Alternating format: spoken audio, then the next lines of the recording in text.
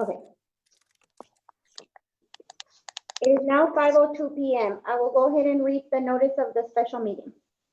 Notice of a special meeting of the City Commission of the City of Brownsville, joint teleconference open meeting pursuant to Chapter 551, Title 5, Section 551.041 of the Texas Government Code.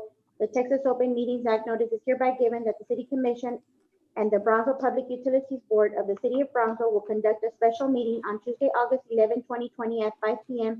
via Zoom teleconference by logging on to the Zoom site. The meeting agenda was posted on the City of Brownsville Agenda Center for members to be able to participate.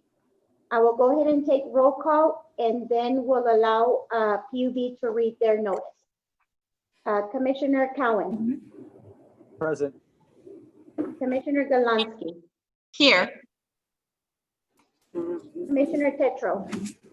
Present. Commissioner Neese. I'm here. Mayor Mendez. Here. Okay, and as mentioned, Commissioner Munguia is out and Commissioner Gowan will join us in a while. Members of the PUB, would you like to read your notice, please? Is that going to be on or me? Hi, good evening. It is Tuesday, August 11, 2020. The time is 5:03 p.m. Ms. Sanchez, will you do the roll call, please? Yes. Jude Benavides, Here. Sandra Langley, Here. Sandra Science, Here. Tim Lopes, Here I am. Patricio Sampaio, Here. Mayor Mendez. I'm here. Go ahead, Madam Chair. Thank you. With the quorum present, I will now call the meeting to order. Good evening, everyone. Let me begin by first thanking our PUB employees for their continued efforts to serve our community during this difficult time and to welcome our guests to today's meeting. This is a great mechanism to work collaboratively, share information, challenges, needs, and come up with some possible solutions. At this time, do we have any public comments? No.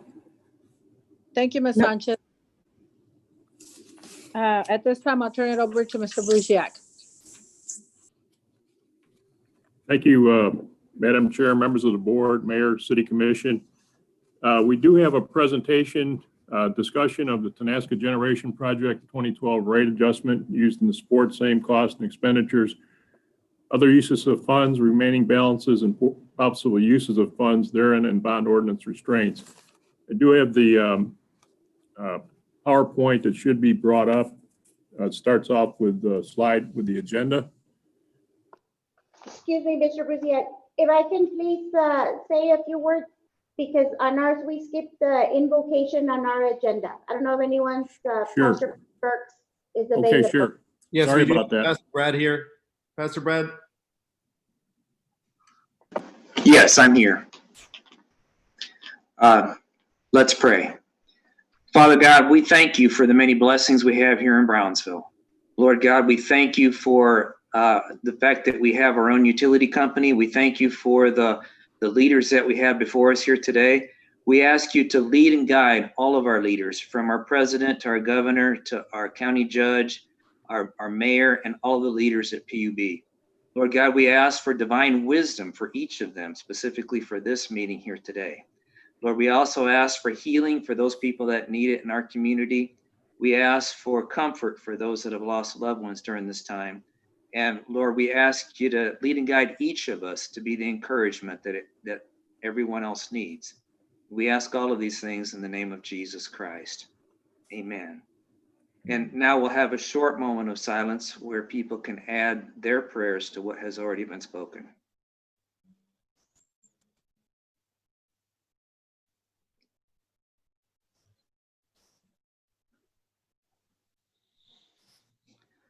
Amen. Thank you, Pastor. At this time, also for the city commission agenda, we also had the public comment period, but we did not have anyone sign up for that public comment. I will go ahead and read the items for individual consideration. On our end, it's presentation and discussion of the Tenasca Brownsville Generation Project 2012 rate adjustment used in support of same costs and expenditures, other uses of funds, remaining balances, and possible uses of funds therein, and bond ordinance restraints. You may proceed, Mr. Brusiak. Thank you very much. Again, members of the commission, mayor, board chair, board members, appreciate being here. It's good to see everyone safe and being able to discuss things tonight with us. I want to go over a short agenda that we're going to present tonight. Fernando Saenz, Leandro Garcia, and myself. We'll have questions as we go along. We want to talk first, the second slide is going to be the Tenaska project. We'll talk about Tenaska rates, the use of surplus revenues, including the Tenaska Equity Fund for the bond ordinance. And then we'll talk about Tenaska Equity Fund project list and possible uses of some of the funding that we have that we collected associated with the Tenaska project. We'll end up with we have an MOU between the city and PUB for energy efficiency programs for the city of Brownsville. And I thought this presentation would be very beneficial, particularly to some of the new commissioners and a refresher to some of the old commissioners on the Tenaska projects, the rate increases that went into effect, the uses of those rate increases, and our equity fund that we've collected. And then when we finish, have a dialogue between both the commission and the board.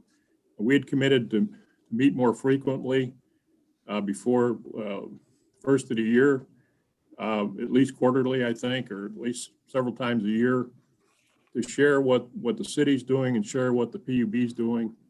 Unfortunately, when COVID-19 hit, we hadn't been able to do that, but I do think we have a lot of things to share with you and communicate with you both tonight and some big things coming forward that we want to set the stage for that and work with the city going forward. So first off, we're going to start off with a summary of what was the Tenaska project, how it started and how it ended. And I'll ask Fernando Saenz, our Assistant General Manager, Chief Operating Officer, to go through that. And if you have any questions, please ask. Thank you, John. Mayor, members of the commission, Madam Chair, and members of our board here. I'm pleased to give you a little bit of a background of what the Tenaska project was about. And these I thought were some of the most important questions that probably have come up while you're out in the community. And so I'm going to go through these 4 questions. First off, why did Brownsville Public Utilities Board and the City of Brownsville, why did we pursue the Tenaska project? To shed some light on that, at the time that the decision was made, we had a transmission system that came into the valley area that was constrained. So we went to the decision makers all the way up to Public Utility Commission, and were able to get them to build a high voltage 345 kV transmission line, which really helped to stabilize the grid here, as well as to allow us to meet the needs of economic development prospects as they came up. So really, when you look at where we were back then, there really wasn't very much of a throughput or of availability to bring any energy into the area. And so that was the biggest problem that we had to reliability and to economic development. So what we did was we did some studies and we presented those studies to our board and then to the commission. But the main reasons for the construction of the project was to meet that growth that the city was encountering. At that time, the city was growing a lot more rapidly than it is today. And we did have a lot more economic development prospects that came to the city, but unfortunately they left because there wasn't sufficiency of energy supply to be able to meet their demands. With that said, the transmission line that was built into the area that we helped to sponsor here from Brownsville Public Utilities Board really did to help improve the reliability to the grid itself, and also to stabilize the local grid and to enhance the pricing opportunities that we might then be able to deliver to our customers. The last was, as you do a project and you decide to do a project, we could have made a decision to do a project somewhere outside of the valley area. But by deciding to do a project here, we brought a generator into the area that would be more than adequate to meet the needs of our community, but also would be able to handle the economic prospects that were coming and knocking on our door. On top of that, the economic impact that a large plant like that would reveal to the city would be in taxation, tax base, and also with the jobs that could be created. Those are the primary reasons for why the decision was made to pursue the project here locally in Brownsville versus another city. So what happened to the project? As we began to develop the project, one of the things that was necessary was to subscribe the plan to other entities out in the state of Texas. At the time, there was a big gap. There was a big gap of the amount of available capacity and the load that was growing. There were predictions that the gap was going to be closing very rapidly with the growth throughout the entire state. So with these projects, you have to take off quite some time before the load shows up, so that you don't run out of capacity and have to have rolling blackouts throughout the state. So you look at that project, decisions made based on that gap, but then what really tripped the project up, I believe, is the OPEC change in the price of oil, the barrel of oil, which dropped significantly. So when the price of oil dropped significantly, then the catalyst that was really making the state grow so rapidly at the time was the Eagle Ford shale development. And when you start to look at prices going down, drilling is being spent decreased significantly. At the same time, we saw the acceleration of the deployment of renewables throughout the state. That was because they were announcing a decrease in the amount of years that people would be able to capture incentives to do wind projects and solar projects. So people accelerated to try to get ahead of that, the end of capturing those incentives to do those projects. Those projects rely heavily on incentives of the federal government, which are the energy credits. About a third of the project is funded by the government with those credits. The other third is accelerated depreciation. And the last component is something called a power purchase agreement. So they sell it to someone like ourselves, and we end up paying 1/3, really the real cost of the project. So that said, if you remove the incentives, then those projects really can't make it and compete against the other generation options that you have in the marketplace. The supply versus demand gap was closing rapidly. And because these projects require the sale of the output of the plant, because you couldn't subscribe additional people to take the energy, the project then becomes an unfundable risk, because no one wants to have a project that doesn't have an agreement, a contract for the full output of it. If you go to do a merchant facility, you'll end up with what happened at the same time period with Panda, who purchased the plant and immediately within less than a year had to end up filing for bankruptcy, because they were strictly going to be playing the market, the energy market. That the last thing that's not on there that we discussed yesterday was another key to any project, even today, is that the marketplace does not have a capacity market. So that what that says is it's a pure energy market. If you produce the energy and the price is set for that energy, it will clear at that price. There's no guaranteed revenue for you for having built something that helps to support the grid. So that capacity market does not exist in Texas. And although pricing can go up significantly all the way up to $9,000 a megawatt hour, it can happen only for a few intervals during a year, and that's really not enough money for a project to make the payments that they have to be making. To cover a little bit on what goes into making a decision like this, we do follow kind of the same thing the city does with their land use assumptions. Excuse me. We take that land use assumption and based on what your predictions are, how the city's going to grow, we throw that into what we call on our end a load forecast. We take a look at each of the customer classes, residential, commercial, industrial, and we look at where the city's growing. We estimate what those future load growths are going to be. Typically, it's every 5 years, and it looks out very closely at the 5-year horizon. It does extend out to 10, 15, 20, and 25 years, but as you get further out, you're really the band of certainty is extremely large. So you're looking at 5-year increments to try to make a decision, because it takes some time to solicit capacity and then bring it into the region. That load forecast goes into our financial models, and it kind of helps to predict what our revenue streams are going to be. But it also goes into something we call our integrated resource plan. That integrated resource plan integrates all of the existing assets that we have. We had Oklahoma Union as one of our assets. We have a wind farm out in Heronville.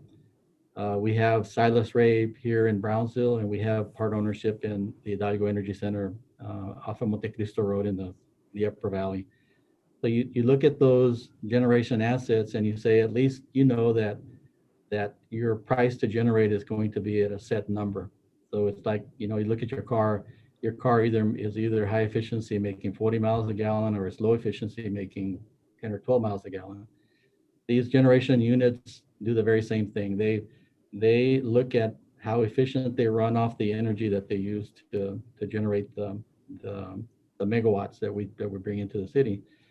So we look at the different options that are out there in the marketplace, what's being developed at this point in time. It could be today is much more renewable than it was, say, 10 or 15 years ago.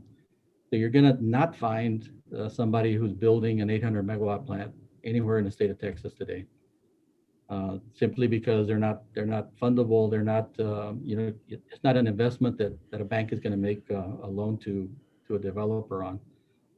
So you have to start looking at power purchase agreements, doing solicitations out there to see what someone has to offer. It could be a combination of some gas supply, some renewable supply, and on the wind side, or even on the solar side. So the market is changing significantly, and so that's why you take a look at it at least every 5 years, unless something changes dramatically. Like, say we were to bring a very large load in here, 100 megawatt, 200 megawatts, you'd want to do a refresh of the load forecast and integrate your resource plan because of that discrete customer information that you receive. So what's next for us here is that the city continues to grow, albeit it's at a lower growth rate than it was before, but it still continues to grow, and that's a good thing. The fleet that we have of generation continues to age, and that's not a good thing. So there will be another decision to be made going forward, as we made a decision to shutter Oklahoma Union, and it actually will be shutting down on September the 30th of this year.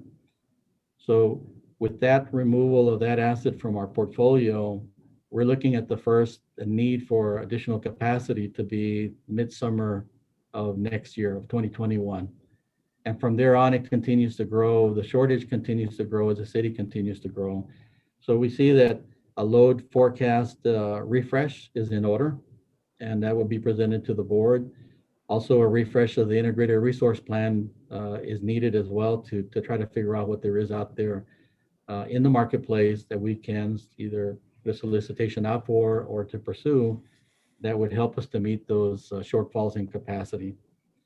Now, once that decision is made, depending on what that is, if it's a power purchase agreement and there's not a rate, if we're not building something ourselves and we need to do a financing, typically those won't go to the city for approval. We'll still be talking to you about what those will be, because we're agreed to meet with one another, which is a very good thing. But that decision will be taken to the board and then to the city.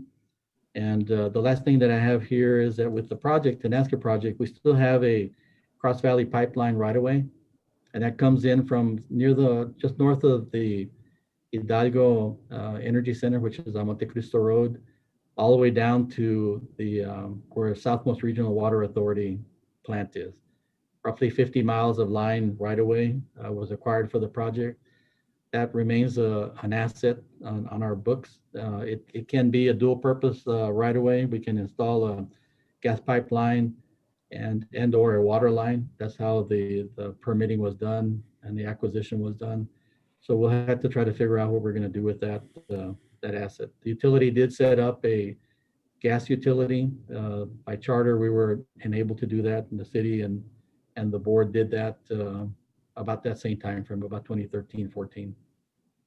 And that's it. If you have some questions, I'll be glad to take some. I have a couple of questions. Okay. So at the initial stages of the Tenasca project, did you ever have any consultants that y'all discussed the project with? Yes, absolutely. We do internally. We do identify the need. We have our own programs here that we use day in and day out, and they're much shorter term type programs. But as we do a review going further out, we have the board ends up hiring an engineering firm, an outside engineering firm, to do the load forecast and also to do the integrated resource plan. So once the integrated resource plan and the board makes a decision, generally there'll be another review to see how it affects rates, and another consultant from the outside is hired to do that. Okay, so did you have any consultants discourage you or tell you that this wasn't a good project to invest in? I don't recall any that said it wasn't a good project. The project at that time, when you have the information you have in front of you to make a decision based on that, no, there was not. Okay. The projection load forecast that you talk about, Yes, sir. over the last 5 years, how did that play out? Was it on point? In other words, did it vary very much from what your forecast was as it actually played out? It did vary, and varied very quickly, because the decision that was made by OPUC really shut down the Eagle Ford Shale pretty much in very short order. Okay, as far as say the population needs and that side of it, and not the fuel acquisition side, but when you were talking about the demographics, the requirement of additional power, how did that play out? Were you guys on point, or did it vary a lot from what you had projected? It varied significantly, because we were no different than the remainder of the state. We also saw a decrease in our load growth percentages for the very same reasons. Energy drives a lot of different sectors of the business, and Okay. the businesses that And the operate. population. Okay, so then when did you find out, or did you determine that it had become like you mentioned under number 4, that it was unfundable? When did you make that determination? When did we make that determination? We did not make that determination. The project was not able to reach its funding decision because it did not have subscriptions to the remainder of the plant. When did you find that out? I don't recall the date. Okay, if you would, please make a note to provide that date for us. And so my last question for this segment is, why did it take so long for you to abandon this project? I don't know how to respond to you on that. Well, then I'll ask you to think about that question, and you can answer it in the future sometime. Okay. Mr. Sines, this is Mayor Mendez. Yes, sir. In regards to section 4, where you're talking about what's next and the decision on the Cross Valley Pipeline, my understanding is at this point in time, you've only acquired the right of way. Do you have any idea how much it would cost to actually construct the pipeline? At the time we did estimates for the construction of a gas pipeline, it was in the over $100 million price tag. What we did at the same time was to secure taps into the Valley Crossing pipeline, which is the Spectra line, and thereby, we would be able to continue to pursue prospects that required gas in our community. Those are purchased and installed when the pipeline was being constructed. So it was over 110 million. I think that's somewhere close, Leandro, on the construction cost for the pipeline. Yes, that's correct. Mayor, I suspect on that gas pipeline right-of-way that we pursued to get fruition, to get the right-of-way, that's a valuable piece of property for either future gas lines coming to the port from the Edinburgh area or from the Guilford Shale area. And also it crosses 3 counties. So in the event we wanted to put in a large desal plant, possibly someday at the port, we could serve three of the counties in the valley. My understanding is 50 miles, right? Yes. Were there any other right-of-ways acquired during the Tenasca project? Other than that one, the Cross Valley? Commissioner, if there were, they were for water lines. Maybe we started on a transmission line over by the port, but they were not big. Would you please make a list of any other right-of-ways that you acquired during the Tenasca project? Yeah. One of them does come to mind. We did a reuse line from our north wastewater plant that goes to where Tenasca was going to be built. That goes right across right next to the industrial park, the GBIC industrial park. So a lot of that cost that was associated with that line won't go to waste, because we actually had people wanting the effluent for that industrial park at various times. So that'll pay for itself when we get a load out there for that. But I'll get you a list of the other, if we did any other right-of-way acquisitions. Yeah, right-of-ways or pipeline also. No right-of-way, but yeah, we'll get you the pipeline cost. Okay. If I may, I've looked through the old minutes of the commission, and what I was able to see was that the commission approved the creation of a gas utility, right? So the commission at that point created a gas utility and put PUB in charge of that gas utility. What I haven't, and I guess the creation of that gas utility, which we saw so far, there was acquisition of a right-of-way for that gas pipeline. But that's kind of where it's at on the gas utility side. But what I can't figure out is when it went from a gas utility to then purchasing an interest in this power plant. I haven't been able to connect the dots on that. So if you could help me out. The mayor, the board and commission chose at that time for PUB to supply the gas for the power line, for the power plant, and own the pipeline. NAS could flow the gas through it, but we would actually own it and charge a fee on it. And Tenasca was receptive to that, of us owning the pipeline. Right, on the gas utility side, but I haven't seen any sort of city commission action in regards to the actual power plant or any sort of interest in Tenasca itself. I may be missing something. I don't know if that was a city commission decision or if that was a PUB decision. I haven't been able to see anything. Yeah, the decision to create the gas utility was for Tenasca. I understand that, and the gas utility obviously was a city decision, which there's minutes to reflect that. Yes. But what I don't see is where the decision was made to actually acquire an interest in Tenasca itself. Was that a PUB decision? No, that was commission. Okay, That would have been the 2012 timeframe. okay, because there was no reference to Tenasca in the initial creation. Yeah, of the utility. we had to go to the commission to get approval to go into that thing Okay, well, for $200 million. If anybody can Yeah. point me to that, I'd like to at least just see it, just for my own benefit. And that's where the rates came in. Right, I saw that. Yeah, the rate increases, absolutely, I saw that, but I just didn't see where the interest was being purchased.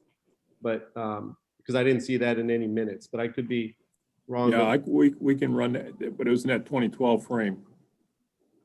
if anybody can give me that. Yeah, that's- we'll appreciate run it. it down. Thanks, guys. This is Leandro.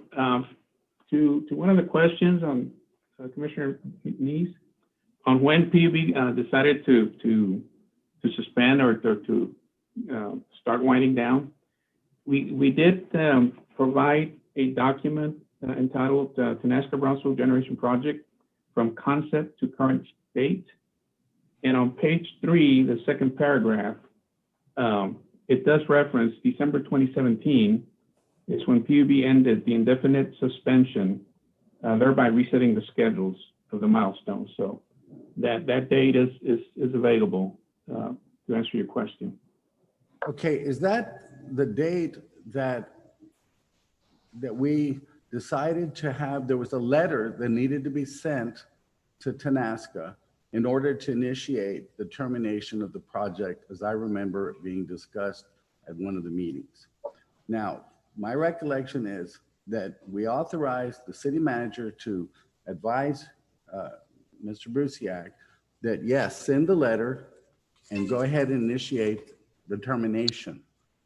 So one of the big mysteries to me is I kind of found out, not through official channels, that the Tenasca project had been terminated.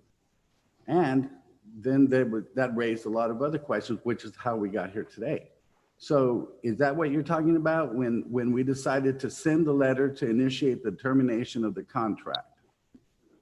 That what it did was reset the schedule to definitely to some definite milestones that had to play out through that year, through November, December. Yes. Because there were some timelines for scheduling the financing of the project. So yes, we do have Mr. Davidson that can talk about that a little bit more. But yes, I believe there was a letter. From what I recall, I think I saw that the actual official termination was earlier this year. Am I right? The final was in this year, February of 2020.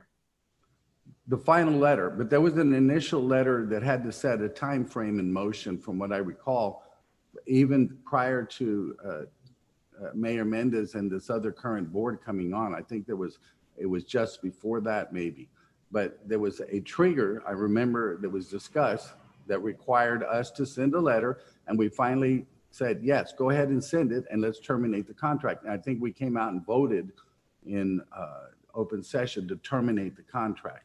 And that's what gave the authority to send the letter. I could be off, but I'm trying to recall all this. So, but my question— Let me correct something. The actual letter was in 19, because that was the year that we actually considered the abandonment official, and we wrote off some costs on September 30th, 2019. So it was last year, but the step to get to that place in February 19 started in December of 17, which actually took us through November of 18 on some key dates. And that's what came to final in February of 2019. Well, yeah, but my question doesn't have to do necessarily with that. It has to do with, why did we wait so long if we knew that this was an unfundable project or it was not feasible to do all these things? I know there was discussions, but the other side of this is that, how were we supposed to ever know that it was completed? Well, did y'all give us notice somewhere? Because I haven't been able to come across it. Were we notified of the final? But I was going to actually wait till the end of the presentation to go into this. So I'm going to hold off on these questions for now. So y'all can continue with your presentation. Okay. Okay. Anybody else? Jot them down, please. If I may Can you- interject, I think this might go towards Ben's question.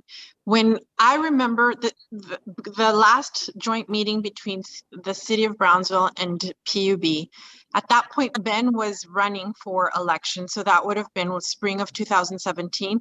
And I remember this because you showed up to the meeting in the audience wearing a t-shirt saying like an anti-Tenasca. But at that meeting, it would have been, I remember Cesar and Rick, but the most clear thing I remember is Rick, my predecessor, Rick Longoria, directly told Eddie Treviño, who's now county judge, but at that point was PUB's attorney. After explaining the situation and stuff, he said, I want out. So it would have, the initial process of getting out of that would have probably started at that point, which was even before Ben was elected. And like they said, then you had to come up with the way to get out and meet these timelines. So I can confidently say that the process of getting out of Tenasca would have started at minimum, at earliest, would have been spring of 2017. If that helps. That helps me. And that's a good time frame to work from. So I appreciate that clarification. I have something to say. I hope I can have a few minutes. And I hope I don't offend anybody and only bring clarity with what I'm about to say. So I don't know if Dr. Gowan is here, but if she's here, then her and I would have been the only city commissioners who have had the fortune or misfortune, however you want to see it, to deal with this from the beginning. And I can tell you that I sat through a 3-hour meeting at the Cueto building when this was first presented. And the one thing I took away was it's a 33% rate increase, but you're going to benefit from it in the long run. And this was the year, I believe it was 2012, maybe 2011. We had just come out of a recession. A lot of people in this city lost their homes to the situations and circumstances that were not their faults. And sorry, my phone rang and I just got completely distracted. I remember during that meeting walking out and being so upset that my utility company was coming to me with this proposition, this gamble. Maybe it's going to work, maybe it's not going to work. I also remember seeing the companies that would leave because they were not able to find the electrical power that they needed to run these big companies out at the port. So I understood that, and I understand why you all put yourselves in that position. The next thing I knew, it was going to be brought to the commission. And I remember we had a mayor that was so forceful and direct with me. And it was even said, I'm sorry that you don't have long-term vision for projects like this, because I think I was like 27 years old. And let's be honest, what knowledge did I have of these power plants? Really, I was 27 years old and had no idea what was going on or what you all were bringing to me without doing extensive research. Then following, the rates started going up. People started complaining about their light bills. People were having their electricity turning off. As a business owner, as a car wash owner, I saw my bill go up 30%, and it nearly devastated my business in the winter. So to make a long story short, I then would ask the city manager, what's going on? What's the status? We would get together as commissioners and we needed answers. And there was never any transparency from the beginning. You cannot see the contract. It's between PUB and you're not allowed to know what's going on. It's out of your control. It's out of your pay grade. That's not you. Then we would have executive sessions. I remember sitting through an executive session with a man from Tenasco with a watch that probably cost more than my house. And I walked out of there knowing and telling other commissioners, this is never going to come. What did we get ourselves into? What is going on? And at that point, we wanted to stop. Fast forward to what Commissioner Golansky is saying, 2 more years. It almost felt like going to a Western shootout, walking into there with people in the hallway, so angry, wanting answers. Yes, Commissioner Neese with a t-shirt, anti-Tenasca, whatnot going on. That's not the way a city and a municipally owned power company should be doing business. We shouldn't have customers in the blind. We shouldn't have commission members in the blind. And I just hope that in the future, when we make decisions like this, during those times we were being labeled as one of the most poor cities in the entire nation and bringing a 33% rate increase to our ratepayers. I just wish that our city would be more considerate of the people who make the city go round. And that's my piece. I'm sorry if I offended everybody. I know and I support PUB. I love what you guys do. And I love that we have such a strong utility company. But this one deal really, really has been a thorn in my side and something that angers me that it was done incorrectly. It was done without transparency. And the people deserve an answer, and I feel like the people deserve a refund for what they had to suffer to get nothing in return for. Sorry, I'm done. Thank you, Commissioner. Hi, this is Ms. Oquin. Can you hear me? Yes. Yes. So thank you everyone for everything that you've said. But I think I like to bring everybody back to the focus of why we're having this meeting today. I think it's unfair to the current board as to what happens. I think it's fair that we do bring light, and that's the whole purpose of the meeting today. But I also like to bring the focus back to how can we move forward? How can we improve Brownsville? How can we take this money, the $29 million that we have, and put it back to work in our community together? I appreciate your thoughts, Madam Chair. I think part of knowing where we're going to go is knowing where we came from. So having the historical perspective, I think at least helps, at least from the one commissioner that was here at that point in time and the individuals that were involved. So I appreciate the historical perspective from Commissioner Tetro as well as Commissioner Galansky and Mr. Brusiak and Mr. Science and Mr. Garcia so far. So with that, can we proceed, gentlemen? So this is Leandro. So if we can go back one slide. Okay. So just like Fernando did, we tried to summarize as brief as possible in one page, a good overview for the commission to get a good feel for the money side. And this section 3 talks about the TNASCA rates. So yes, the rates were approved in 2012, December, and there were a total of 36% was the overall rate increase, of which 14% was for growth. And you'll see there the growth rates, and 22% were for the TNASCA. Now, we did anticipate to generate monies from the TNASCA rates to be able to sustain debt service on us borrowing 200 million plus for our share of the 200 megawatts of the 800 megawatt plant. We also had in the pro forma revenues from off-system sales. So combined with the projected off-system sales and the rate revenues on the TNASCA rate is what was going to cover the debt and then the coverage required by bond ordinance on that debt. So all the rate increases came into play, every year. The first one, April 13, and October 1st, 13, 14, 15, 16. So once all the rates were in place, the TNASCA increases generated the 13.7 million, 13,777,819. The other revenues from the growth rates also generated about 11 million a year recurring once they were all in place. Overall, through the end of this fiscal year, because I'm estimating through September, we will have generated $83,573,019 from the TNASCA rates, and then another $58,140,944 from the growth rates. Now, where has this money gone is a question that we want to answer today. Is the 83 million has supported an initial plan that started in fiscal year 14 and continued in 15 and 16 to set aside some monies to serve as payment of interest during construction. So we recognize that we're going to issue 200 million for the plant, and we recognize it was going to take a couple of years.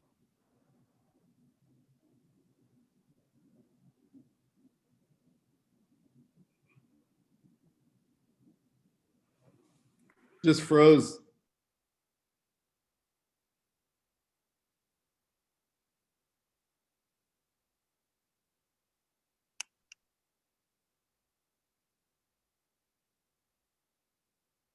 We can't hear. Okay, Mr. Garcia's computer froze. His power went out. He must not be in Brownsville then, because I know PB would have had that up and running real quick.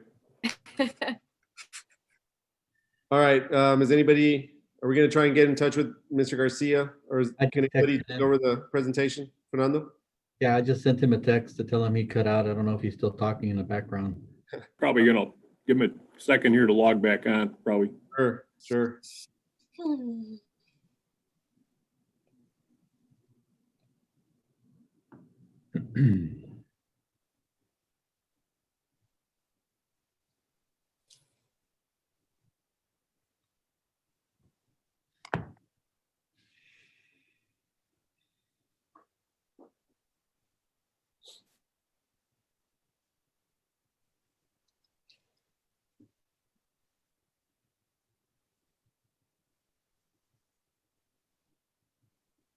Is Leandro the only one that was going to discuss this portion?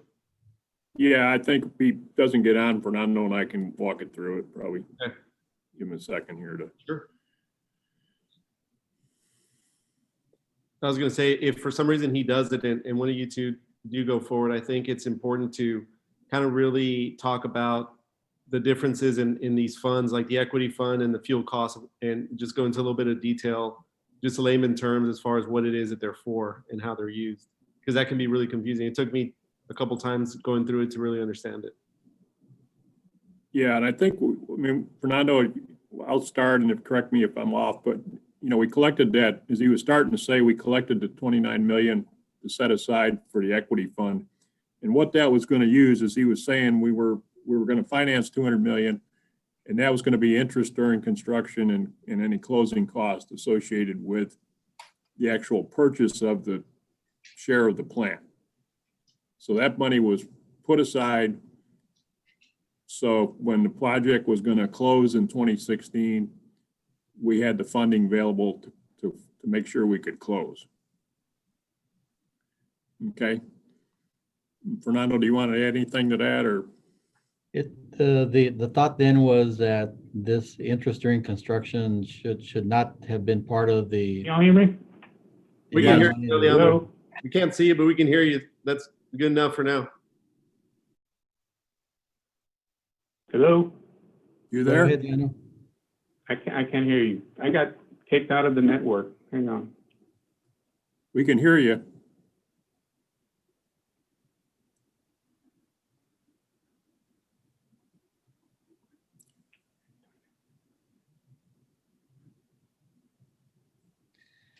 So I guess if we have questions, we'll need to text them to him, or hopefully he'll be able to listen in. I thought he almost got back on. As far as the funding or the finance, when you're talking about it closing, was it going to be financed through an agency or an entity, or is this going to be self-funded at that point in time in 2016 when you're talking about it closing? No, I'm back, John. I can answer that Lynn. question. We were going to issue bonds, 200 million, and that's why we needed the debt service coverage, covering the debt service and then coverage for the bond ordinance. So we did contemplate issuing bonds. Perfect. Okay. Thanks, Leandro. And I apologize. Not a problem. We can hear you now, so you can go ahead. I don't know if you can Okay. see it, but we can hear you. Okay, thank you. The network kicked me out, so for some reason I'll get on IT. So this shows that the cumulative monies from revenues from the rate from Penasca is 83 million 573 and 19. And then can you all still hear me? Yes. Yes, Yes. we can hear you. Okay, sorry. And then what we did is that 29 million that was set aside, then we started in April of 16, redirecting those resources, recognizing we had some board members that really recognized that the customers were carrying a burden of a higher bill. And we had some board members that were proactive and wanted to make sure that the elderly got some relief, and just all customers. So what we began in April of 16 was a bill reduction plan where we actually took, those revenues and then some of PUB surplus to target a competitive bill of $102 for the residential average customer that uses 1,000 kWh. So that in April 16, that dropped the bill significantly. What we did, by doing the buy down on the fuel and purchase energy costs, we kind of mitigated some of those increases as a result of the rate increase. So there are three components to the average bill residential. That's a customer service charge, that's a base energy charge, which are the rates increases that were enacted, and then the fuel and purchase energy. The fuel and purchase energy charge, we at PUB have the flexibility to adjust that monthly so that we can promptly recover the cost of fuel and purchase power. So that is in the rate ordinance. We have the flexibility to monthly do that. And prior to April 16, we were mitigating some of the spikes, but nonetheless, we're still having to recover those fuel costs from the customers. And in some cases, it was taking us to a rate of about 4.5 or 5 cents or 6 cents per kWh, per kilowatt hour. What we did to get an average bill of 102, it required us to set the fuel factor at 2.952 cents. And that rate has been in place ever since. We have used 102,625,000 to mitigate the fuel factor.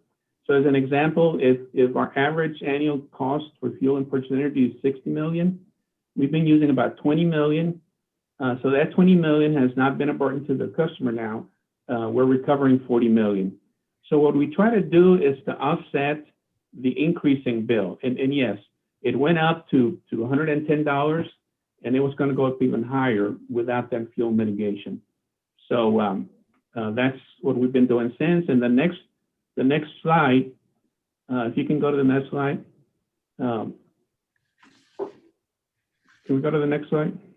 This slide shows how compares the actual fuel factor that's been in place since October of 16 at 2.952, and what we would have recovered had we not started doing that. And it would have been a super high bill. We got that, and the board was very conscientious of the high bill. So every penny equates to $10. So at 2.952 cents, that's $29. If we go to 5 cents, that's $50. That adds another $20.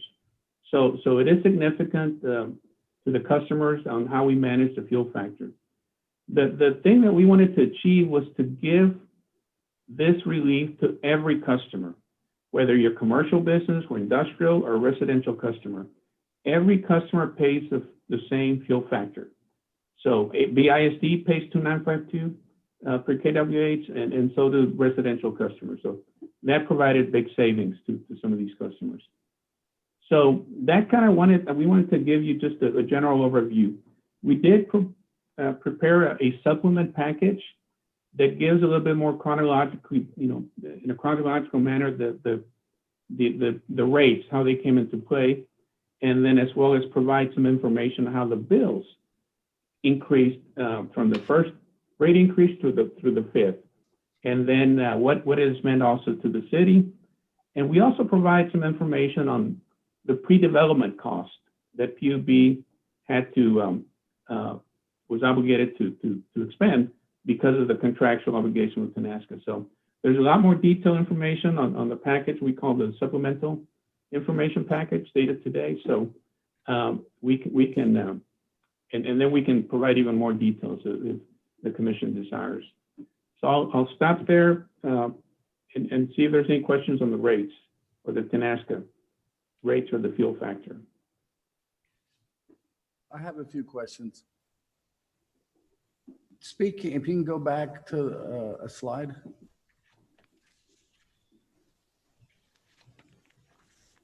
All right.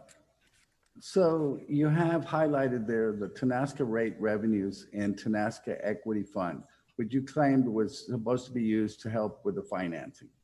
So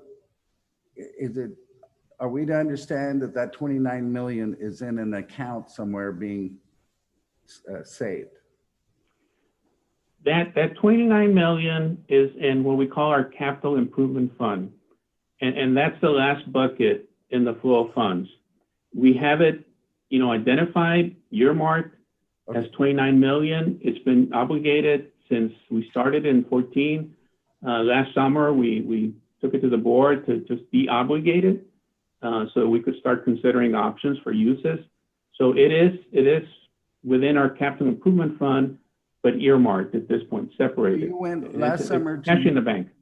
Last summer, you went to your board and you got authority to take unearmark it, like you said, for use with Tenaska and put it into the capital improvement fund. Is that what you're saying? It's always been in the fund. It was just recorded. Allocated. Okay, deallocated. Okay, Yes, so de-obligated it. who, in your opinion, has the authority over the equity fund account? That is a legal question, but to answer that question, we have to revisit the bond ordinance, because the bond ordinance prescribes the flow of funds and the fact that these monies are in the capital improvement fund, and they are the last bucket flow of funds. So Okay, we have that flow of funds in order to meet investor expectations of how they get treated in their debt service and the tier of uses of gross revenues. Okay, well, I think So- the question here is, what's going to happen with those 29 million? Now, you apparently have another thing at the end of this program to utilize some of it for the LED program, and you have another plan supposedly, from what I understand, to buy furniture and equipment at your new building out of this fund.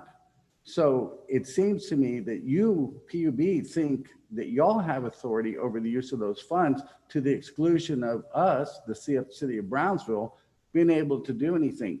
Because this is the first we hear about most of this stuff, including the report that y'all filed or provided after lunch for a meeting today at 5, which is very extensive, and it's going to take a lot of going over, right? So that's why I'm asking this question. Who has authority over the use of those funds? I believe that's why the chair wants to have this discussion and the benefit of everybody's input into this discussion. We can, to lay out the basis for a decision, go over the bond ordinance provisions that follow the rates section. And by the way, the first project, the street lights, is still on the list.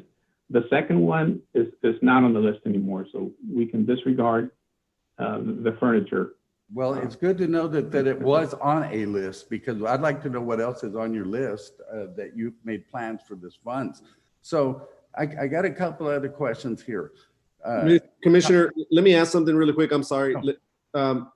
Mr. Garcia, you make reference to some bond language, a bond ordinance. And I've seen that I don't know whether that's going to be in a later part of your presentation where you're talking about how the use of the funds can go. I know that there's been reference to bond ordinance language on how funds can be used, but and again, I'm sorry for a question that I maybe should know the answer to, or that maybe you've provided to me, but was it there never actually was a bond issued though, was there? We never got that far. No, but one of the things that obligate these monies is that for the bond ordinance, everything is gross revenues. That's the way everything is gross revenues and falls in the definition, and these base revenues are gross revenues. There's only a handful of things that don't follow the flow of funds. That's impact fees, water rights, meter deposits, and grants. Every dollar we get, not coming from those four sources, is gross revenues and is subject to the bond ordinance, the flow of funds. So this definitely qualifies these revenues. When you make reference to bond ordinance language, what bond ordinance was that? I'm sorry. We established a master bond ordinance in 2005. So Okay. with that master bond ordinance, that's when we established a new way of doing the city transfer. Very transparent, 10% was usage. And that has been the bond ordinance in place ever since, because we've had investors invest in our bonds, and we have to carry that bond ordinance, those provisions, those covenants. When you and say they were we, established. are you talking master. about PUB or COB? When you say we Well, have a bond. that's the city. The city Okay, authorizes the ordinance. Yeah. When I say we, I mean the city of Brownsville and PUB. Compared to the investors. So Yes. During that so meeting, I'm sorry, during that meeting, that was like a showdown that we had the huge executive session on the 4th floor of City Hall. I remember very distinctly asking if we could use it for a project like drainage or something like that. And I was told no, because the money was paid in by ratepayers. So the money had to be used for something very specific to ratepayers. Is that correct information, or was that false information that I was given? that we would review what that qualifies as a system project. And that's a provision I was going to go into here, because there are ways to fund a project that's not electric, water, or sewer, but that project would have to be according to the state statute, made part of the combined system. So there are ways to bring in enterprises, like we did the gas utility by ordinance and in accordance with state statutes. So we would need to accommodate the drainage, for example, in that manner. And the reason I was asking about the language, Mr. Garcia, was I was just trying to see whether we're limited in some way on the use of funds going forward, right? So I know you made reference to language, possibly limiting language in some bond ordinance. So that's why I was asking, just to clarify so that we know just exactly how we can use it or if there's any sort of prohibitions going forward. But thank you. Yeah, Mayor, I think it's in the next couple of slides Thank you, John. on the use of that. We can go to the next. So Mayor, we've really tried hard to get as clear guidance from bond counsel on this, on what we can and can't do. And we'll continue depending on what alternatives the commission and the board want to consider. We can go to the next slide. So here, I mentioned that the capital improvement fund is the final bucket in the tier of flows.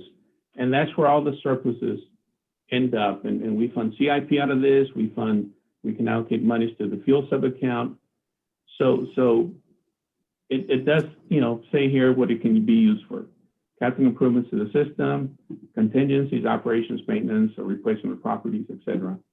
And then it provides a definition of what the system is.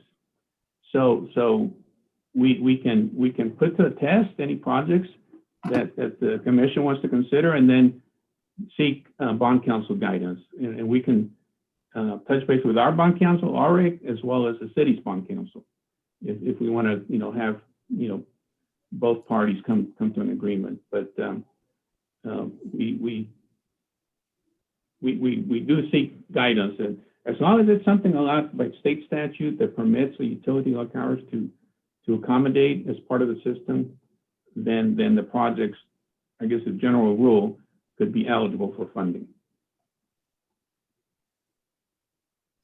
Mr. Garcia, this is Ms. Yes. Oakwood. So I have a question. I don't know if it's in your presentation, but I know that on the chart, couple charts back on the slides, you showed how we have maintained the rates from, I want to say 2017, if I'm correct. And what would happen if we deplete the $29 million for whatever it is that we decide and agreed on that we need to use it for the community? How would that affect the rates going forward? The use of the 29 doesn't have an impact on the bill reduction plan. What does have an impact if we start considering rollbacks, because the money that the Tenasco rates are generating, that 13.7 million, plus another other monies and surplus that we put in, we're using about 22 million a year to supplement the fuel factor, or to lower the recovery of fuel and purchase energy from the customers. So it's when we start losing that revenue stream that affects our ability to keep that plan in place. So in the supplement, we do provide some examples of a bill with the current rates at a fuel factor of 4.8 cents, which is the average, at 5 cents or 6 cents, because we have seen requirements for recovery even up to 7 cents or 7.5 cents. So you don't get a 1-for-1 benefit on a rollback reduction and the use of the fuel factor, because that goes away, the revenue stream goes away. So the use of the 29 doesn't have any immediate impact on our bill reduction plan. It's already money set aside, we can use it. It's when we start talking about the rollback, and we provide some examples of a rollback at 7%, at 15%, or even 22%. The 22% rollback would take out all of the Tenasco rates, and we show how much money would be lost to the city at the 10% loss, as well as to the ability to mitigate the fuel factor. So it's a tough situation we're in, And we started it in April 16 with the objective of giving the customer relief, but we'll have to eventually find a solution to this. I'm trying to find out the relationship between the rate, including what is now the TNASCA rate, and the fuel subsidy. You know, so shouldn't the rate itself be enough to cover the cost and keep the rates at a manageable, like $102, as you mentioned? Why do you have to, and I'm very curious about, why do you have to have this fuel subsidy system when shouldn't the rates just cover it? Maybe the fuel and purchase energy requirements are not in the base rates. They're recoverable separately. So for every dollar we spend in fuel and purchase energy, we recover $1 from the customer, from all customers. So what we're doing right now is we're recovering 20% less or 25% less from the customer. So the fuel and purchase energy will continue the requirement at $60 million a year, whether we have base rates go up or down. So if they go down, we just don't have that money to mitigate the fuel factor. So the important question is that payment for fuel and purchase energy are not in the base rates. They're recoverable separately by a fuel factor. Okay. If that makes sense. While we're, I'm just noticing, Mayor, that, and I don't know how you want to handle this, but apparently there are some questions and answers that are able to be asked. And there's some comments in the chats with some pretty, I guess, valid questions. Right, I saw that, Commissioner, and City Secretary already responded to that because it's not a public hearing. Okay, all right. But yeah, I saw that as well. So we try to emphasize the capital improvement fund as the final bucket, and we try to emphasize the meaning of the system so that we can come to some understanding of what's eligible, what type of project would be eligible. And we can seek further guidance if there's a project that's of interest for clarification from bond counsel or DTRG. Mr. Davidson's on the line, but it's usually bond counsel that opines to anything in the bond ordinance. I would hope that maybe the ratepayers can be involved in the decision, or, I mean, that's just from my experience because they're the ones that paid it and have had to put up with this for so long. So I would hope that maybe we could have input from the community ratepayers that poured their hard-earned money, paid with blood, to put this money in that fund. And considering that the cost for the fuel went down during all this, which is part of why the whole project went down. So I guess somebody needs to look at those numbers. But Mayor, may I ask a couple more questions? Yes, Commissioner, go ahead. Thank you. Okay, so prior to this meeting today, did PUB officially notify the city of Brownsville of and these are just basically yes and no questions, all right? Did they officially notify the city of Brownsville of the termination of the TNASCA project? That's one. Anybody? Okay, well then we can get these answers later, I guess. But number two question, did anybody officially advise the city of the status of the equity funds being the 29 million? Okay, so nobody's going to volunteer an answer. The third question. I don't think we have advised the city, honestly, on the 29 million, only because we kept it earmarked up through last September, and it became available. And did anybody notify the city officially of any of these expenditures which were turned over today? Other than today, previously, had any of these expenditures been disclosed to the city? The expenditures, there's two sets of what we use their fuel account or pre-development costs. We haven't talked about pre-development costs. You gave us a package today that you had tried to, or intended to keep it confidential, which I guess our counsel explained that it wasn't. So those figures in there, had they previously been provided to the city officially?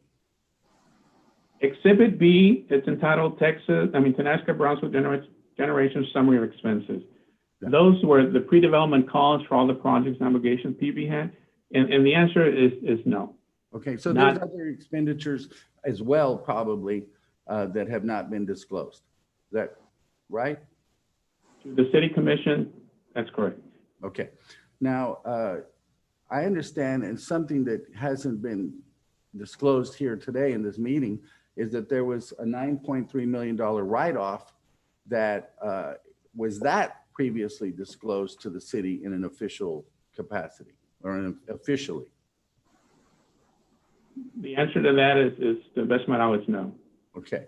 Also, as to these intended uses of the funds in your list, including which, and in particular, the LED lights, prior today, was it disclosed to the city manager where the funds would come from for your participation in that Brownsville energy conservation plan that we passed? I think we mentioned the source being surplus monies and cash, and not necessarily issuing debt for this, which is what we were trying to help the city out, because the city contemplated at one time issuing certificates of participation or some financing through a contract, performance contract. So I'm not sure we actually identified it as a Tenaska equity, but we offered to do it within the 5 years from available cash at PUB surplus. So after reviewing, as the best I could, your Exhibit B, I noticed that there are some lines that are a little bit, there's some large expenditures, I'll put it that way, but they don't break it down well enough. So my next question is, can you give us more details? We can sort this in different manners. What we have internally as an ongoing report is by vendor. So it's by project, by vendor is what we provided you. So the vendor should provide an invoice for the services provided, right? And they should spell out what they spent, what you spent, what they charged you for, right? Yes. Okay, so my last question for now is, will you, PUB, cooperate with our city auditor in providing information to him that he requests from you? I'll probably need guidance from the board on that and legal counsel, but we can do it if we don't see Ms. any. Garcia, this is Ms. Yes. O'Quinn. So, Mr. Neese, thank you for all those questions.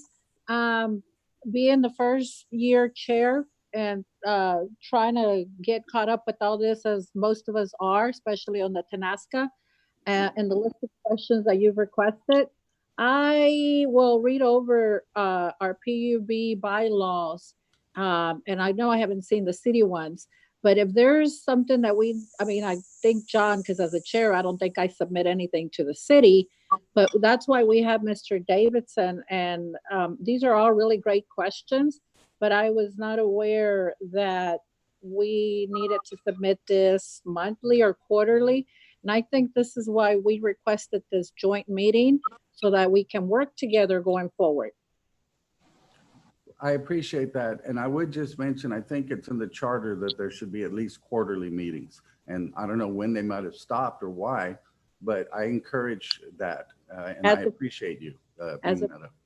Thank you for that. And as a first-time chair, like I said, I think we had it to have a meeting in March, if I'm not mistaken, but we all know what happened. And that's why we felt that we don't see this thing changing. And we said, hey, we need to have a meeting. And it's just, this is the only way that we're going to work together to, make improvements to the city and have open communication. So I appreciate all the questions. Yes, and Thank along you, those lines. Thank you, Madam Chair. Commissioner Neese, I know you want some more itemized detail on some of these expenses that PUB has given us today. I'd suggest, based on the city meeting we had recently, that you can probably just go through our city manager to make those inquiries. Now that you have some more information today, now you know kind of what to ask for as far as itemization. Thank you, Mayor. Yep, thank you. Hi, this is John Cowan. I'd just like to add a couple things. Yeah, just first I'd like to thank everyone for agreeing to meet. I think this is a great thing, and I as you can see, our commission greatly believes in transparency, and I think the public as well needs to hear from everyone. You know, all our components to know what's going on and why they're being impacted, right? You know, as far as Nebraska rate increase on everyone's bill, I know as a business owner, if I get a bill for something that I never got. Commissioner Cowan, you sound a little muffled. I'm sorry. Yeah, can you hear me? There you go. Yeah, I was saying, as a business owner, if I received a bill for something that I never paid for, or I never got, I never received, then I don't want to pay that bill, right? And so I think we need to really look at adjusting the rates to reflect exactly what's going on. So it's confusing. I think it's misleading the way PUB is billing its customers, and I think it's muffled again, John. I'm sorry. Don't touch your mic. It's probably the case. Can you hear me? Yes. Yes. Yeah, I was just saying it's frustrating as a business owner and as a residential taxpayer, you know, paying a bill for something I never received. And I think we need to relook at the way we have our rates presented to all the customers and to be more transparent and really it needs to represent what's really happening. I don't know if you can hear me. Yeah, Here, here. Thank I you for agree that. wholeheartedly. And then in terms of the 29 million, I think all the options need to be considered, including a potential refund to the ratepayers. But we need to see all the options and what the costs are for all the projects that are on the table, and kind of see what the best path forward kind of looks like. And I really believe the commission needs to have input here. Thanks, Commissioner. I agree with what you said, especially on the rates. But I think here coming up on a couple of these slides, we're going to get to see some of the proposed uses of the funding, and that'll be a chance for us maybe to have some input or at least discuss some of those things that are being mentioned. And obviously, no decision is going to be made today, so they'll hear our input loud and clear today. Can we go to the next slide?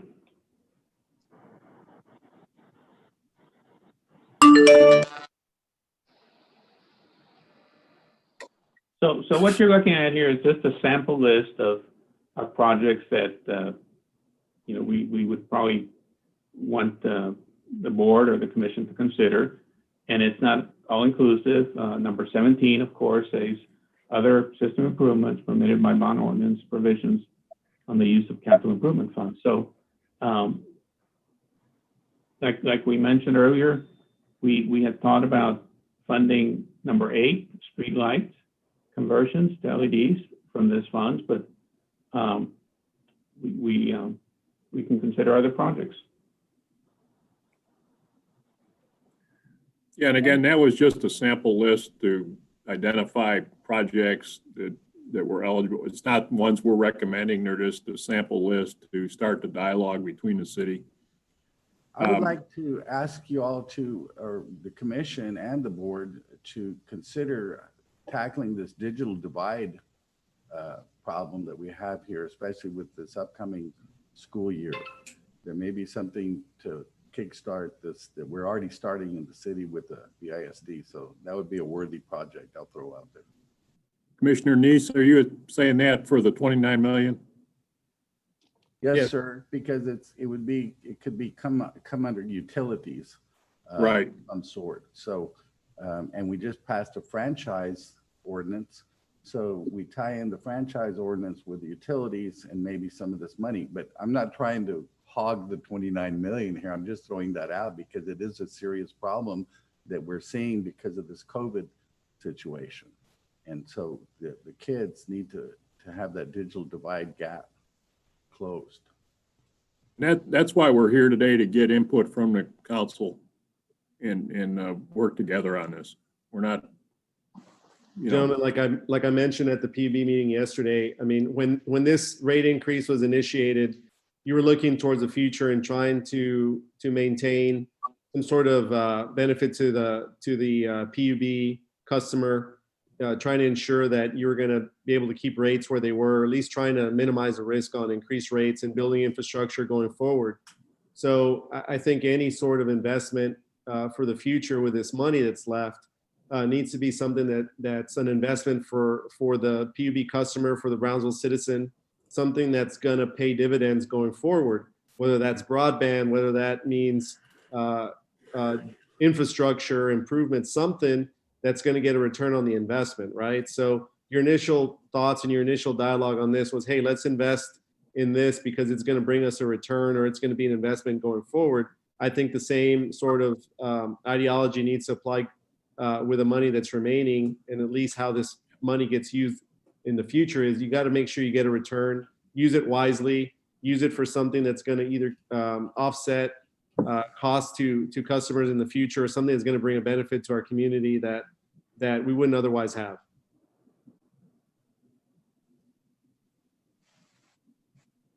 Thank you, Mayor. And I think as in yesterday's meeting, we both discussed that that's definitely the goal. And I feel really confident just listening to the commissioners, and I feel confident in the PUB board that we're going to make the right decisions. We're going to look at the pros and the cons of anything that gets put on the table, because we want to make sure that we make the best decision for our community. And thank you.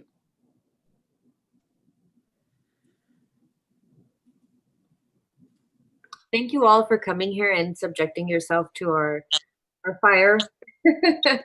But these are things, I mean, I'm sure it's both ways. You all want to be transparent with us, and we need to be transparent with our constituents. And that's just the whole objective of this entire commission. We strive and thrive with transparency and accountability. And this is just one of those projects that did not abide by those rules, and we need to air everything out and figure out the best solution going forward. And never, ever make the same mistake again.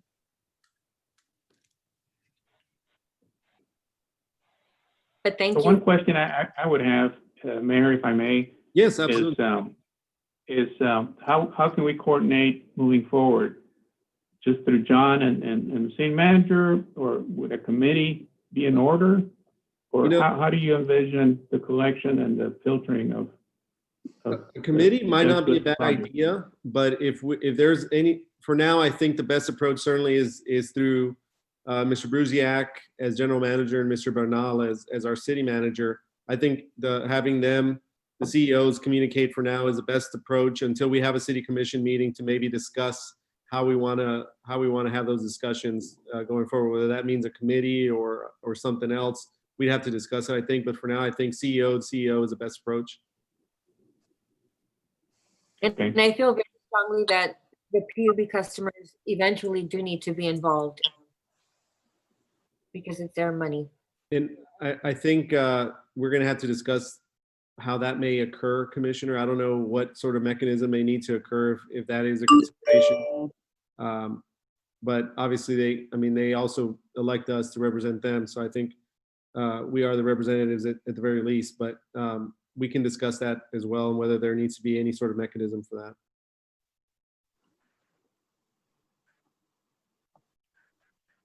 Mayor, I know Mr. Bernal and them have some slides after we're finished. We've kind of finished everything. We wanted to at least lay out the first, lay on the table here. So John, one thing I'd like to maybe have you all look at is future energy, right? The future of energy, where it's going, where the market's going, whether that means wind, solar, anything else, microgrids, other things like that. I think you just need to kind of think about that and how PUB may be investing in that going forward and what the return on that would be, right? I mean, that just goes to future planning, and that's something we can probably discuss as well as far as use, but I think that has to come into the conversation. Yeah, and we did talk last night, and Fernando talked about the integrated resource plan and the load use being finished, that we're going to bring to our board. Certainly we'll bring it to the commission as well. But before we make any decisions on rescinding rates or refunding money, I don't want to have to get into a generation project or something and go right back and get rate increases. So I think we need to look at that prior to that option. It's an option, no problem with the option, but I don't want you to say, well, now what? We don't have any energy, so we got to come back. So it's good timing in the event. As Fernando said, we're short on energy for 21. We've got to get something to the board and commission here by first of the year at the latest. And so it'll be good timing. And we just, I think between now and then we can work through some of these best uses of the rates and the 29 million. And I know that I saw something about the rates, like what Commissioner Cowan mentioned about possibly scaling rates, and which I think is something we do need to consider. But I'm not sure that's going to be part of the city presentation, as far as no, or was that part of your literature? It's part of the literature, and I would encourage the commission to, and there's a deep section in there about reduction of rates. Right, I saw that. I just didn't know who gave it to me because there's been so much stuff over the last couple days. Yeah, and it's and the impact to the customer. Right. They're going to get a reduction, but their bill's going to go higher because of the fuel charge. The supplement's gone. So you're giving a false sense of a rate reduction when you're actually going to have a rate increase. There's nothing we can do with that, and it's very clear in the presentation. And just take a look at that when you go in there and take a look at that, because and the biggest part too, and it's a major part, is the impact to the city on transfer. Right. There's a huge reduction in money you're going to be getting from the reduction of those rates. Right. Which is fine, but you all need to be, our job is to make you aware of that and say, why did you ever let us do this? It's in there. There's no shortcut on that. Right. I totally get that part. Okay, so just be cautious and take a look at that. That's why we provided the supplemental information. Certainly can roll those rates back. The commission can do that, but there's consequences to that. And we just need to be aware. We need more generation. The transfer goes and the bill goes up. It's not a good combination. Was that the end of y'all's presentation, John? Yes, unless there's any questions. This is Gandro. If I may, I did want to emphasize the reason we move forward with the streetlight LED conversion is because that will provide savings to the city. And I believe the city's program on HVAC improvements and such is dependent on those savings. So we were working together with city staff to achieve, help them achieve that goal. So that's something we need to consider as we start looking at the projects that are on the city's list. Hey, John, this is Tim. On this fuel sub account deal, we keep talking about it, but I think it would probably, and I know I could keep on coming back to this, to simplifying the issues for your average customer, but I think we need to explain how them paying a higher rate and that goes into the fuel sub account to keep their bill lower is different from them just paying a lower rate. Because somebody's going to say, well, why should I be paying this extra percentage when they can just lower my bill by this percentage? You know, and I think it has something to do with, you know, I don't know anything about this stuff, but obviously you're buying in bulk or whatever. So that provides a more power with that dollar. And I think Leandro had touched on that. But the supplement customer doesn't understand that stuff. Yeah, the supplement though, to offset that high fuel charge, and you saw those spikes on the high fuel charge, that's the customer is going to incur those.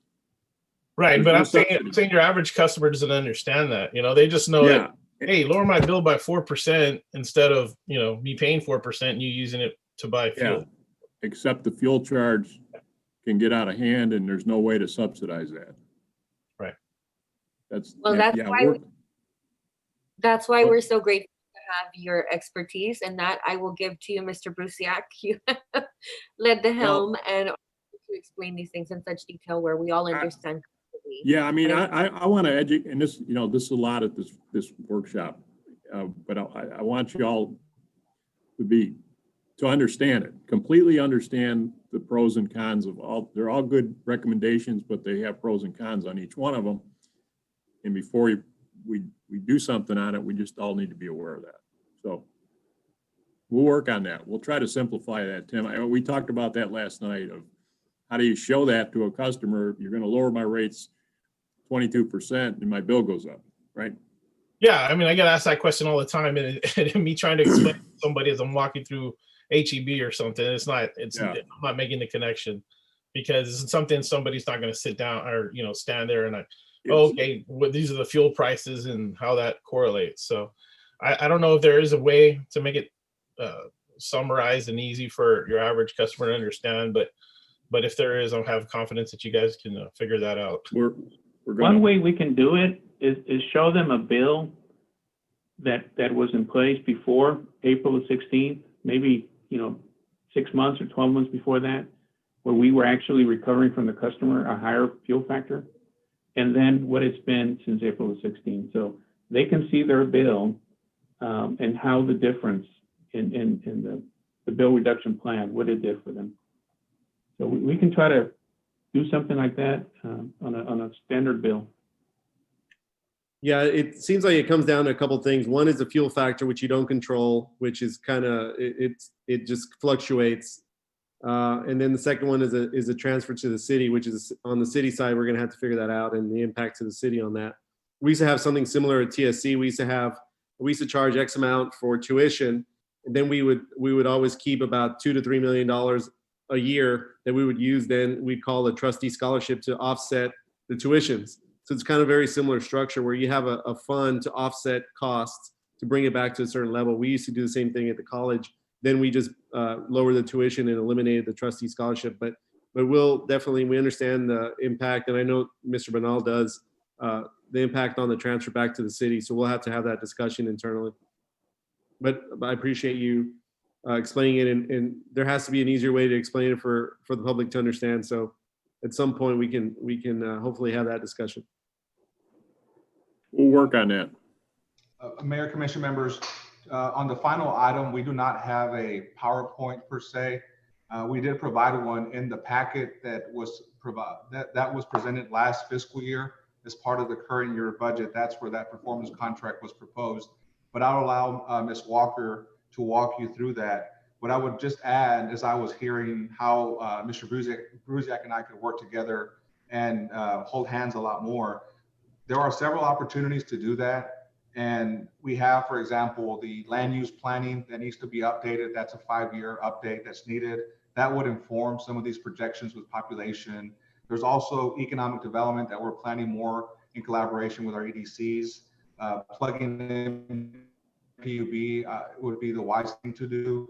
We're also having discussions as a city now on smart city and the disruption happening in the broader economy. We also have taken a growth management approach on being more fiscally sustainable with how we grow. And we recently capped the 5-year general fund financial forecast. So a lot of these activities that the city is now undertaking, we can hold hands with PUB on, and that would minimize the issues of what is being made on one side of the equation that would have an unintended consequence on the city side. Because we have been discussing the very issue of transfers between general fund and our enterprise funds, whether it's coming into general fund or general fund subsidizing. So these are all opportunities and points that we can hold hands in. If we do that, we will likely be in lockstep a lot more with PUB, just naturally, because those are all plans that have some type of impact on the utility side of things. And one of my suggestions to John would be that we work together on trying to link as many plans as we can so that we have more continuity in our decision making. I just hope that y'all keep us in the loop too. Yes, we will, Commissioner. Okay, Mr. Bernal, do you want to go ahead and take it from here? Mrs. Walker will basically walk you through where we are, where we started with the discussion on our facility needs, where we fell behind with deferred maintenance throughout most of our city facilities. We were proposing to take this innovative alternative funding approach where a performance contract would entail a menu of energy efficiency projects that would include street lights. And by doing so, we would cut costs and have a self-funded mechanism for reinvesting into our facility needs. It wasn't intended to be a panacea. The funds that we were seeking to generate would fund a lot of those high ROI type improvements, lighting being one of those. But we also have other structural needs throughout our facilities that we'd have to find funding for the balance of what we could not do through this type of program. But I'll let her kind of walk you through where we are now. Good evening, Mayor, Commissioners, and PUB board members. I'm Elizabeth Walker. And yes, as the city manager had indicated, this is a collaboration between PUB and city. It has been at the staff level for the last several months as far as brainstorming how it is perhaps we could construct between the two entities what is traditionally a performance contract, because it is that the city is blessed to effectively have its own utility. And working out the program by which it is, as the city manager indicated, accelerating the replacement of the city's streetlights, which PUB already does now, but it does so on kind of a break fix method to accelerate very intentionally the replacement of, or the conversion of those streetlights to LED fixtures, and then leveraging the savings annually from those reduced energy consumption from those streetlights to make improvements that would enhance other energy savings across city facilities and ultimately augment some of our maintenance costs there. And so the commission had previously reviewed in January a memorandum of understanding towards that intent, which is to consider those types of projects, whether those be HVAC improvements or lighting retrofits or building automation, but it would have to be the spirit of projects would have to be consistent with the shared pursuit or the common objective with PUB, which ultimately is to shed load, which is to reduce the energy consumption across the PUB grid. But I have heard from the two governing entities this evening that this would be a project perhaps that we would consider with the whole of the project lists. And we can continue to evaluate that and bring that back to the two governing bodies for their consideration as far as how it is perhaps the streetlight conversion would be financed.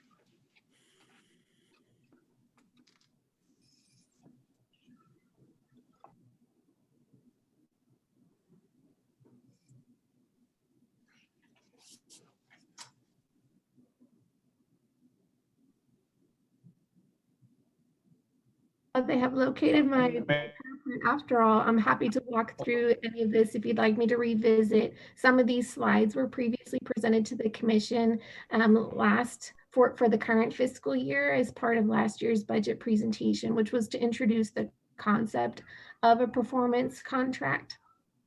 And then moving through these slides, how the performance contract typically works to leverage energy savings to make additional energy improvements, and what it is that we had at the time estimated to be the potential savings, which will have changed because it is that the PUB has since changed their LED rate structure. And so we'd have to run those calculations again. But if you would advance the slides here.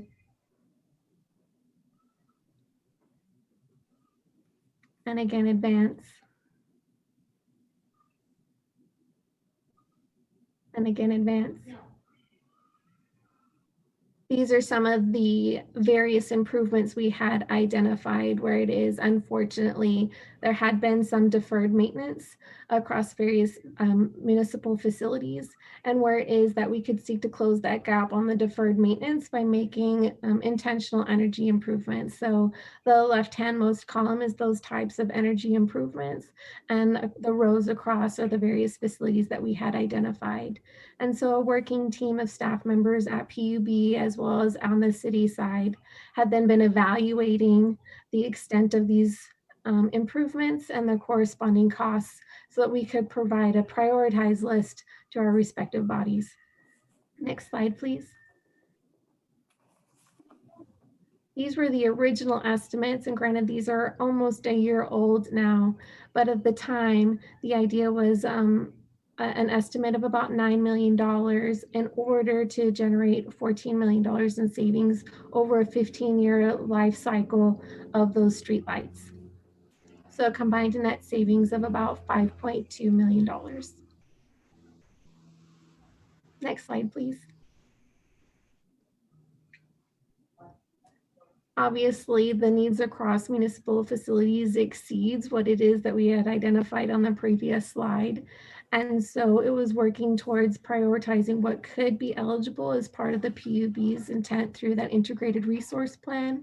And then for the city to then identify separate funding that perhaps we could commit, whether it be through repurposed COs or new COs, should the debt capacity allow.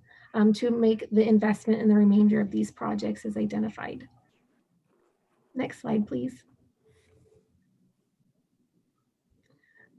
So that you are aware, there are a little more than 11,000 streetlights across the city, for which it is the city then pays for that electric consumption. And these numbers too are just a little dated, but to put in perspective, only 781 of those have already been converted to LED, which leaves over 10,000 still remaining. And that's the current utility cost. There you go. Next slide, please. And so in the last several months, working together, what we had sought to do was to kind of replicate the very best elements of a performance contract between these two entities, by which it is we could intentionally pursue the streetlight conversion to LED so that the city could start capitalizing on the savings of the reduced energy consumption and apply those to other energy improvements. At the time, the PUB had indicated that this might be something they could do using their present staffing levels. And so we could do this work internally, but it would just take a little longer to do it using existing staffing.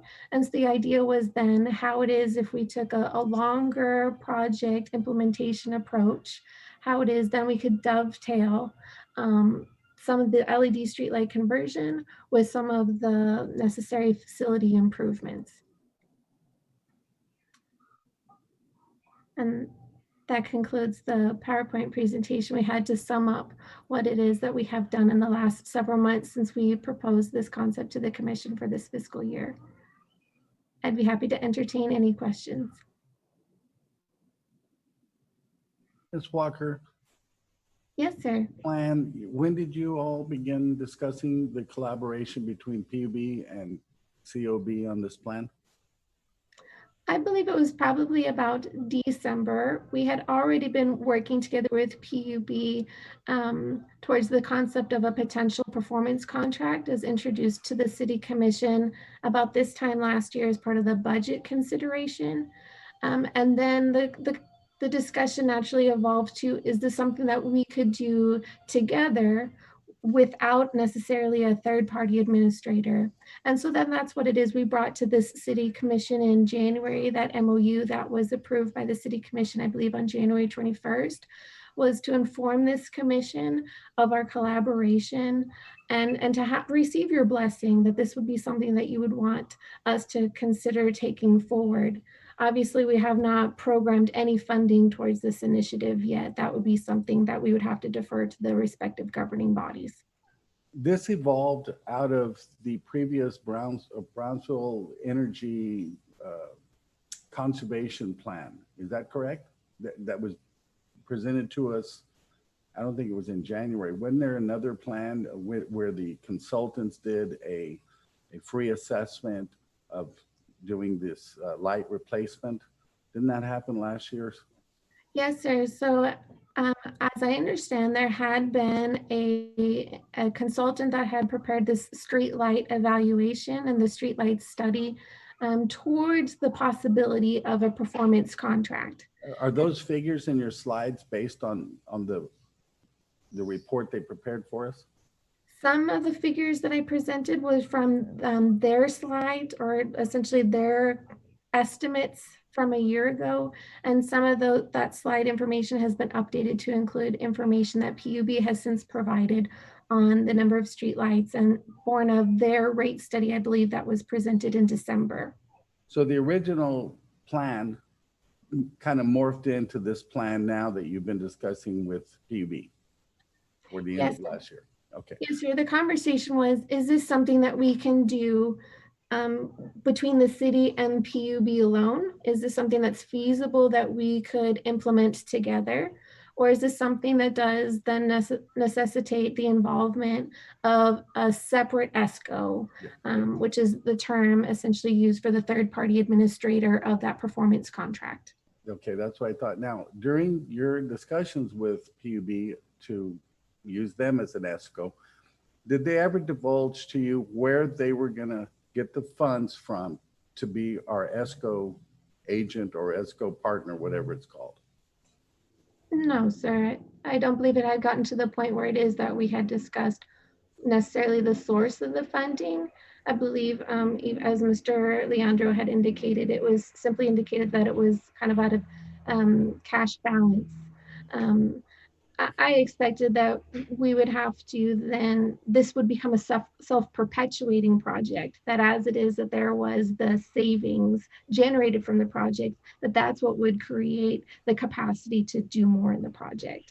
How did the city of Brownsville factor in the original plan, funding for the original plan with the third-party ESCO? Do you recall? When it is that a third-party ESCO, should a third-party ESCO be used, then that is part of the entrepreneurial risk. That's the investment of that ESCO, that the ESCO makes the initial investment in the streetlight conversion and the actual fixtures themselves. And part of the contract then between the city and the ESCO is then how it is they would recoup their investment and then share the utility savings with the city over a prescribed period, over a certain term, whether that be the lifespan of the asset itself. And y'all had already factored all that in based on the report from this, the free report we got from the consultant. That had already been planned out or factored in. I think we then, informed of their initial assessment, we had an understanding of how it could work. But certainly it could work very differently. We could have a compressed timetable. We could incorporate other elements that would support the PUB's intent towards the integrated resource plan. I think working together, we weren't restricted to follow the traditional ESCO model. We could figure out how it could work best for the community of Brownsville between our two entities. So then a comparison between the two options would probably be in order, between the third-party ESCO and the PUB ESCO. Is that safe to say? Yes, sir. I believe so. I would say simply that when it is that there is an ESCO involved, if they're a third-party private corporation, then I would expect that there is a profit motive built into that relationship. And so this potential, by limiting the relationship between the city and PUB, that hopefully that's not a consideration, that there is no profit motive. It is simply on maximizing the investment and that return on investment to the community and the ratepayers. That makes a lot of sense, Ms. Walker. Thank you. And typically, Commissioner, whenever an ESCO is involved, the first step they're going to do is typically they're going to approach the city and say, hey, look, we think you have savings. We think you can save money in certain ways, but they're not going to, I'm sure they didn't give Ms. Walker an entire blueprint as to what to do to save money. They kind of just say, look, we can save you money. And if you want to know how, you got to hire us. So they're not going to give us a blueprint or any sort of schematic as to what it is that's going to save us money. They want to lure us into hiring them. But I will We point would out have been able to have made that determination based on what the figures are that they gave us, right? So well, that they're didn't, probably not going to give you a straight up figure. But what I'm getting to though is that's always an option still. Because I think the MOU between the city and PUB includes a termination clause of like 30 days or something. So if we ever want to go another direction, I think we could. And I think it's clear that we're going to evaluate all options. I think that's what we should do at the very least, Ms. Walker. So we just got to make sure what we're doing is going to save us and be the best approach. that's where I was going with that, Mary. Right, I agree with you. Yeah.